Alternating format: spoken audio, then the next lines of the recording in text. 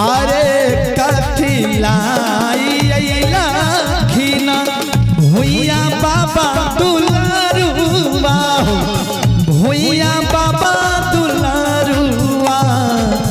कथिलाई खिन गहिमा कथिलाई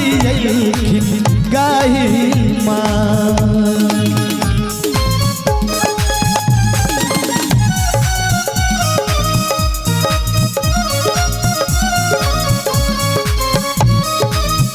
जय हो जय हो।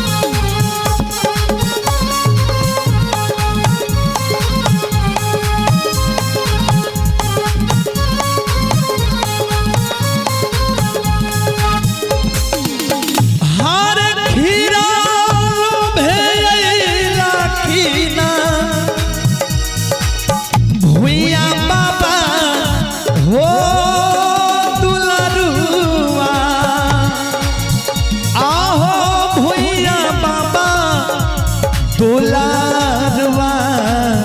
लड्डू लो भेगाइल माय गोसाई लड्डू लो भेगाइल माय गोसाई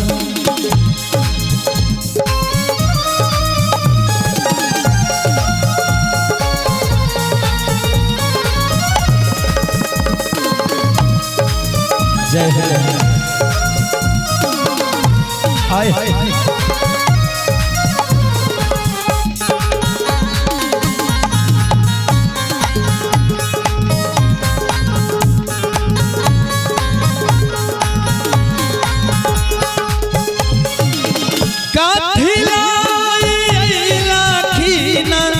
चौदह पंथ गोसाइया हो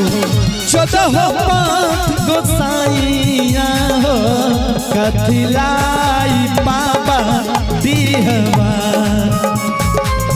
कथिलाई बाबा दिहवा पूजा लो भेला खीना चौदह पंथ गोसाइया हो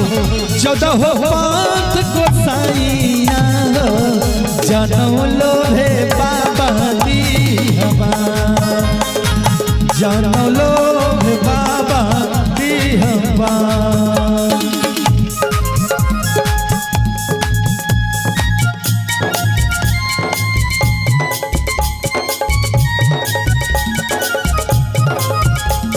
जय हो जय हो।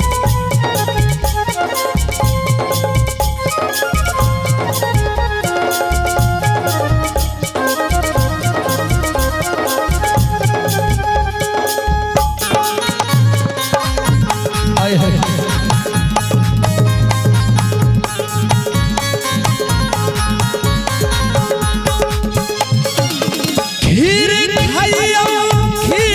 खाइयो भुइया बाबा दुलारुआ आहो भुइया बाबा दुलारुआ लड्डू खाइयो गहिल माय गोसाई लड्डू खाइयो गहिल माय गोसाई पूजा लियो चौदह पंथ गोसाइया हो 56 करोड़ गोसाइया जनम पिन्हियो बाबा दिहवा जनम पिन्हियो बाबा